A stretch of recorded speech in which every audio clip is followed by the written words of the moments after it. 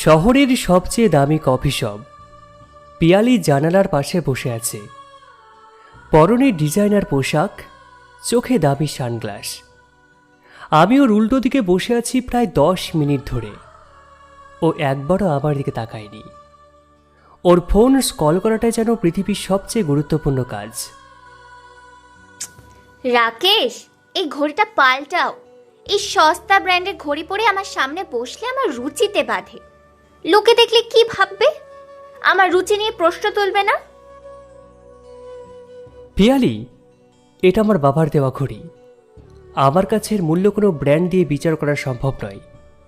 আর আমরা এখানে কথা বলতে এসেছি, আমার অ্যাক্সেসরিজ নিয়ে আলোচনা করতে নয়।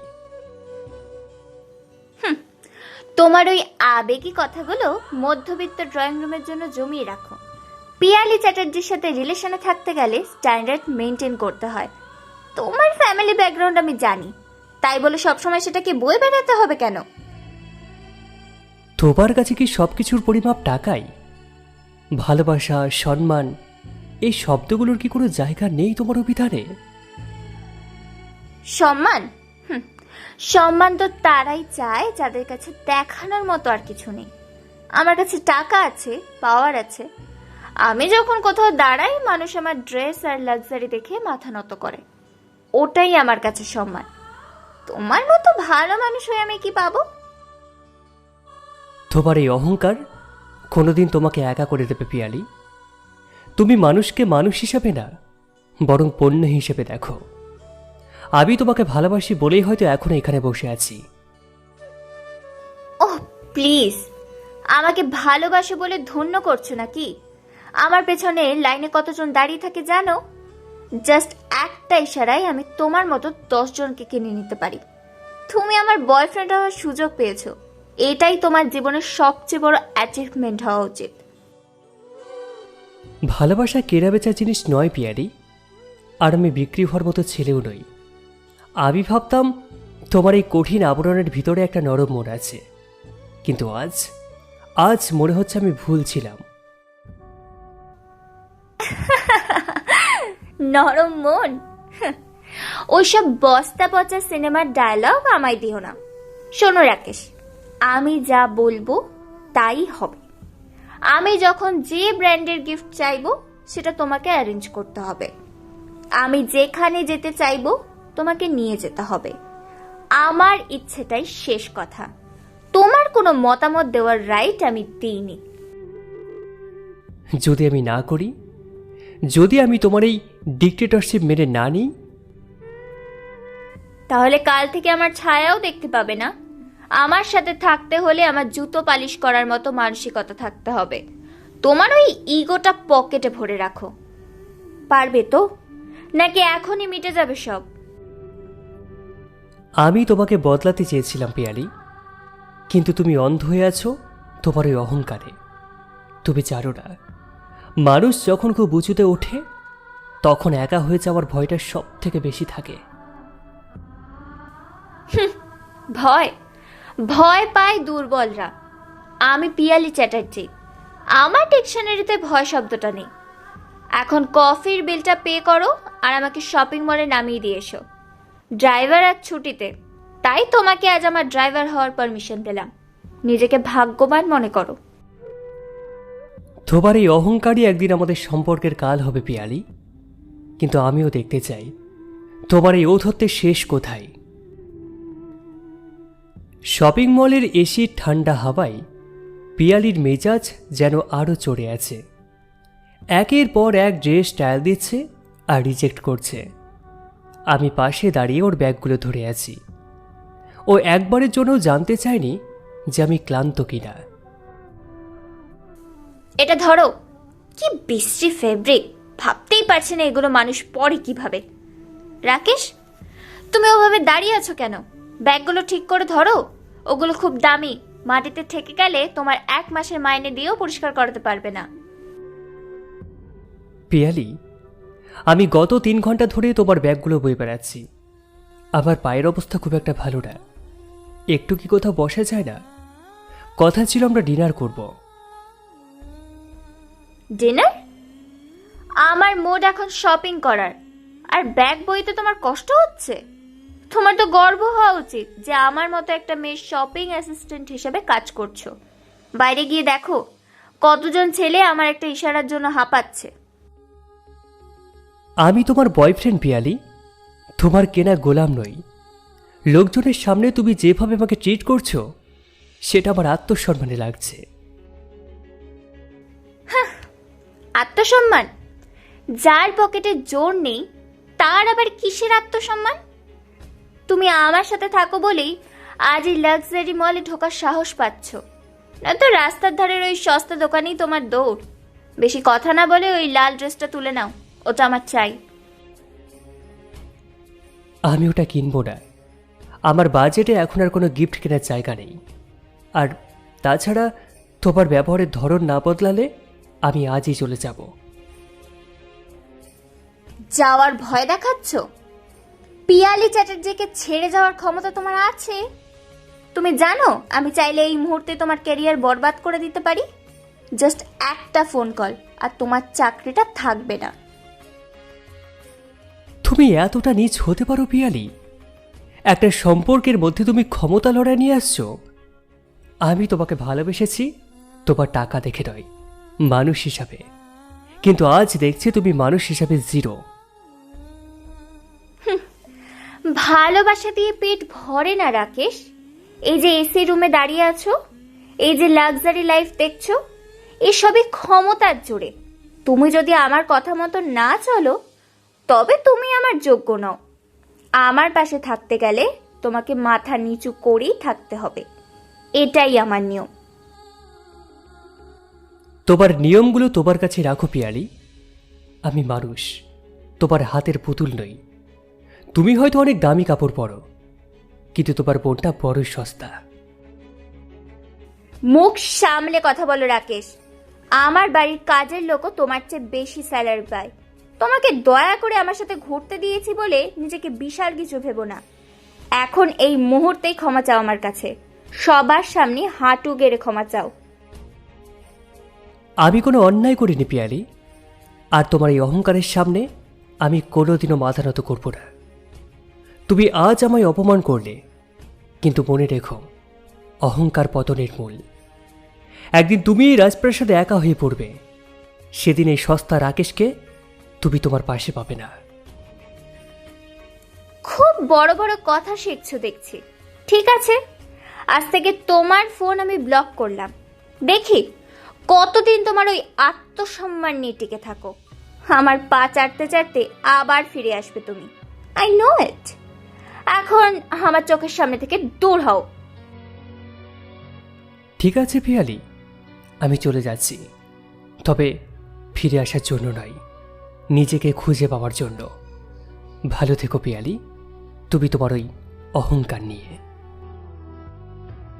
রাকেশ চলে যাওয়ার পর 7 দিন কেটে গেছে। আমি ভেবেছিলাম ও 24 ঘন্টার মধ্যেই ফিরে আসবে, ক্ষমা চাইবে, কিন্তু ফোনটা একদম নিস্তব্ধ। আজ আমার বাড়িতে একটা বিশাল পার্টি। শহরের নামি দামি সব মানুষ এসেছে। আমি সবার মাঝখানে থেকেও বারবার গেটের দিকে তাকাচ্ছি। কেন? আমি কি ওর জন্য অপেক্ষা করছি? না, অসম্ভব। দেখছো রিমি, এই নেকলেসটা প্যারিস থেকে আনানো। এই পার্টিতে উপস্থিত সবার সম্পত্তির চেয়েও হয়তো এটার দাম বেশি।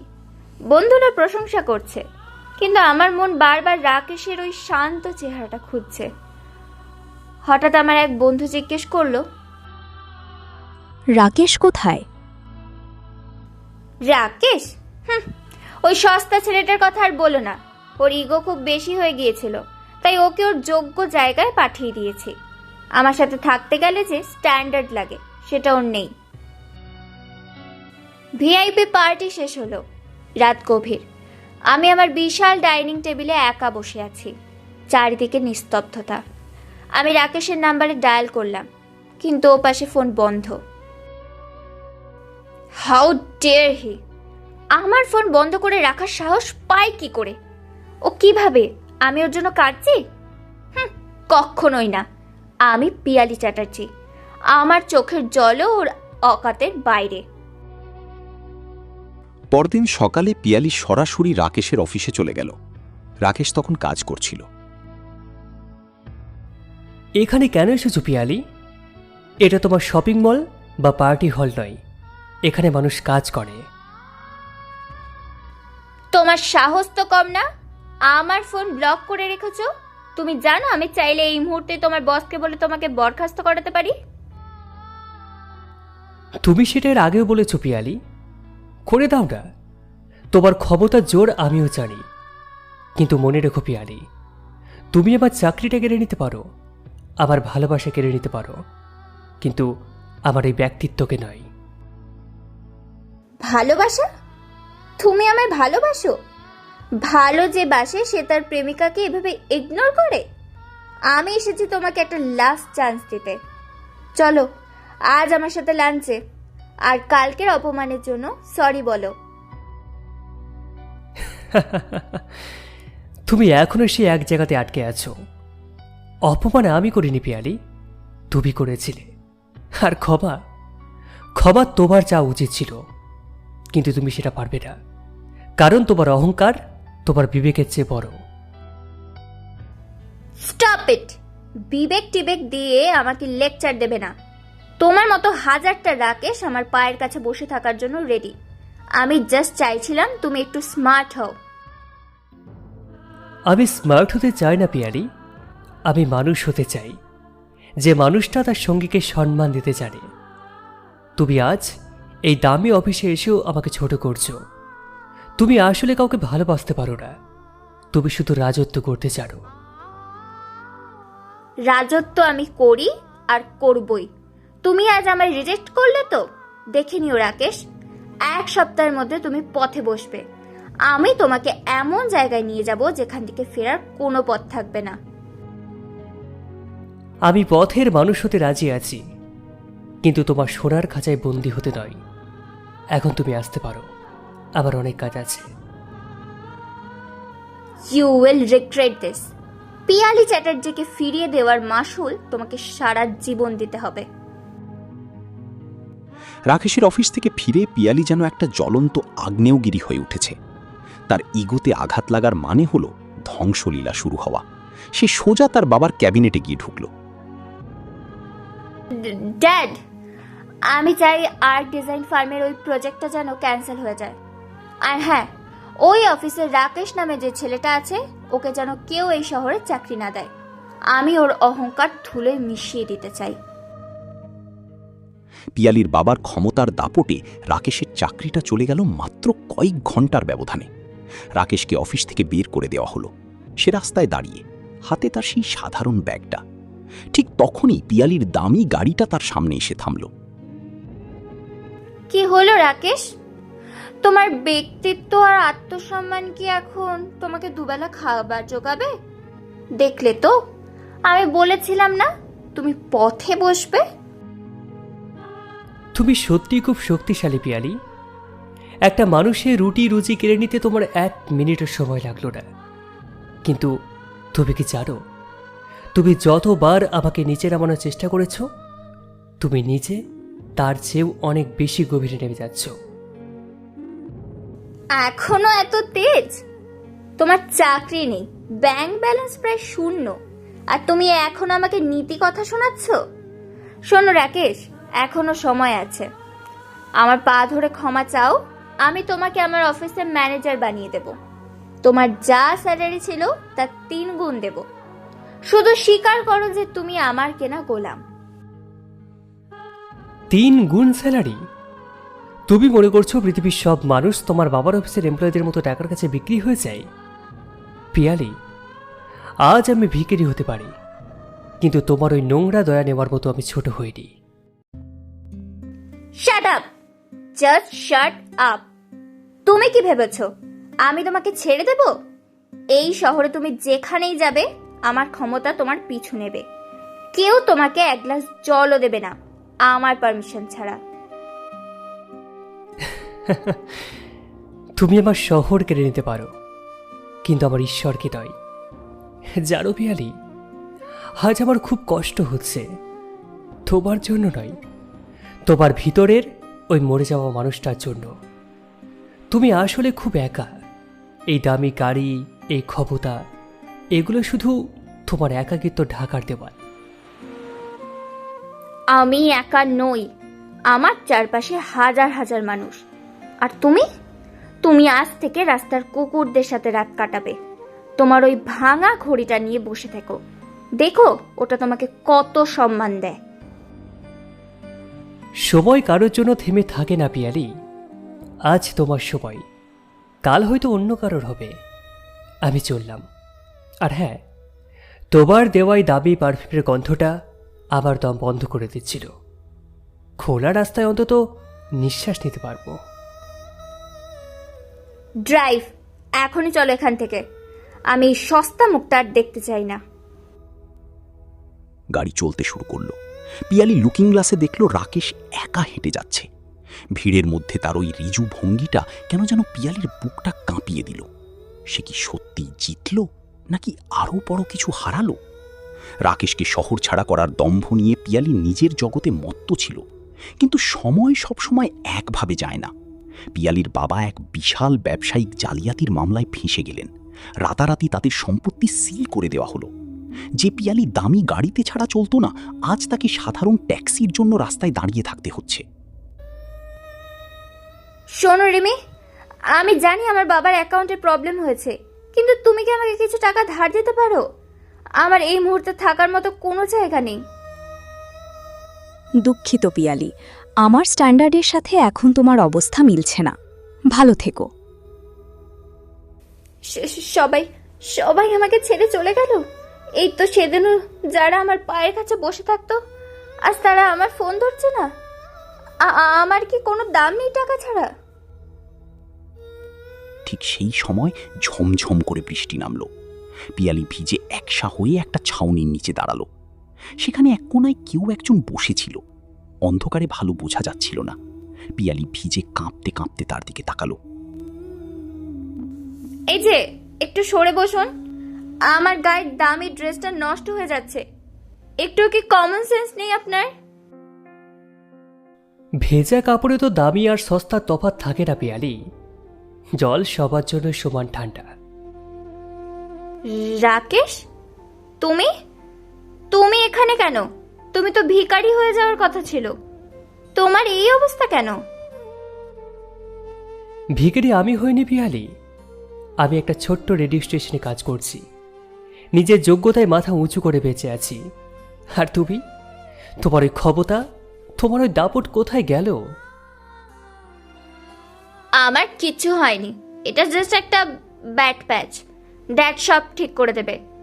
আমি পিয়ালি চ্যাটার্জি, আমি হাঁটতে শিখিনি। তুমি কি আমাকে এখানে অপমান করতে এসেছো? হাসো, প্রাণ ভরে হাসো আমার অবস্থা দেখে।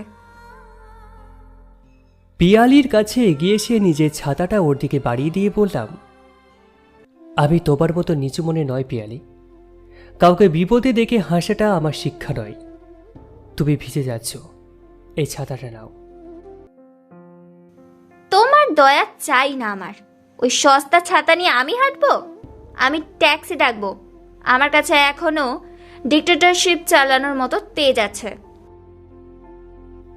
তোমার তেজ আছে, কিন্তু পাশে দাঁড়ানোর মতো কোনো মানুষ নেই। গত আধ ঘন্টায় আমি দেখলাম তুমি 10 জনকে ফোন করলে, কেউ তোমার পাশে দাঁড়ালো না। তোমার ওই রাজপ্রাসাদ এখন মরুভূমি পিয়ালি। তাতে তোমার কি? তুমি কেন এসেছো আমার সামনে? কেন দেখালে যে তুমি জিতে গেছো? হ্যাঁ, আমি একা, আমি হেরে গেছি। সবাই আমাকে ছেড়ে চলে গেছে, কিন্তু আমি তোমার ওই পুরানো ছেঁড়া ভালোবাসা দিয়ে নিজেকে শান্তটা দেব না। ভালোবাসা ছেঁড়া বা পুরনো হয় না পিয়ালি। তুমি যেটাকে দয়া ভাবছ সেটা আসলে মনুষ্যত্ব। আমি তোমাকে ঘৃণা করতে চেয়েছিলাম, কিন্তু আজ তোমার এই অসহায় মুখটা দেখে আমার শুধু মায়া হচ্ছে। মায়া? পিয়ালি চ্যাটার্জি কারোর মায়ার পাত্রী নয়।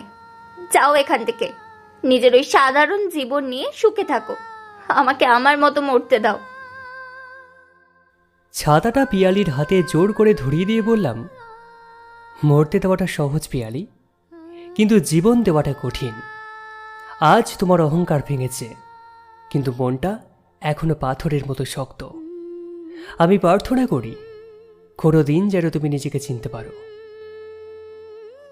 কয়েক মাস কেটে গেছে। পিয়ালিদের সেই বিশাল রাজপ্রাসাদ সম ঘরবাড়ি এখন অন্যের দখলে।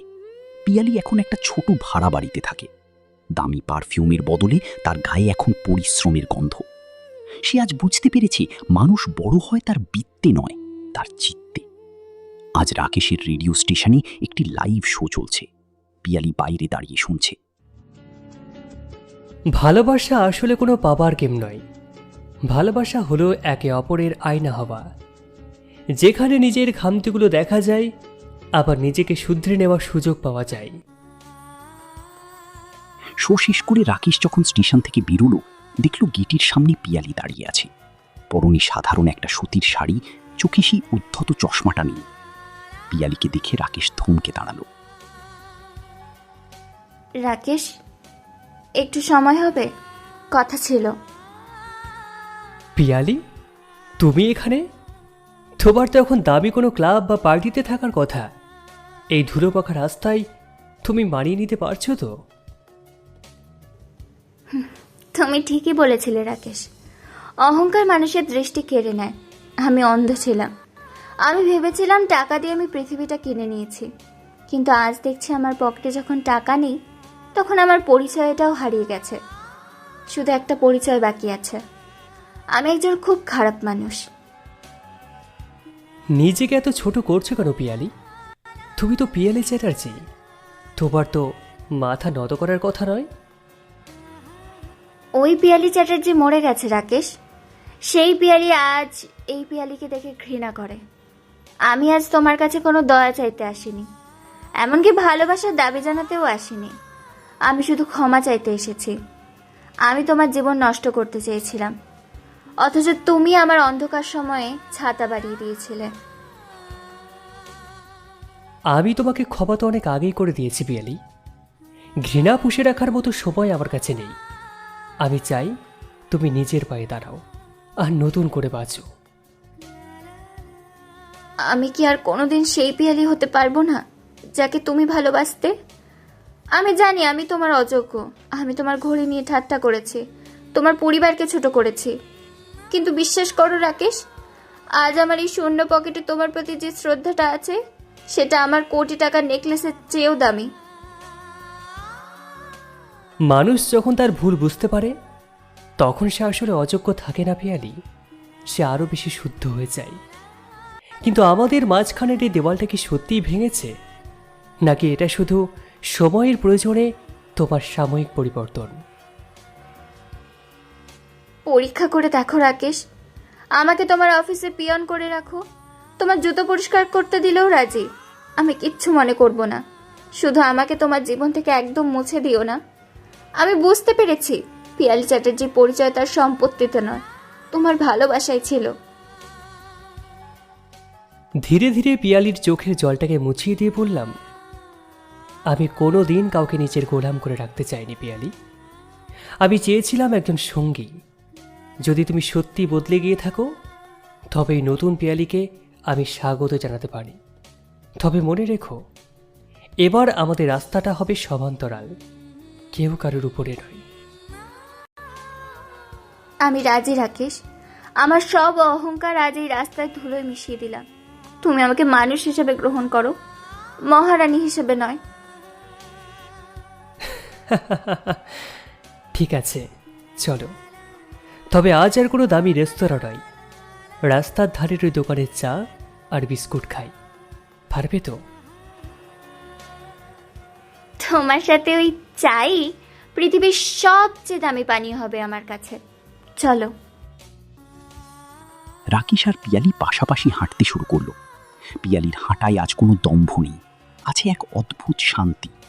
যে মেয়েটি একসময় আকাশ ছুঁতে চেয়ে অন্যকে ছোট করত, আজ সে মাটিতে পা রেখে ভালোবাসার আসল মানে খুঁজে পেয়েছে।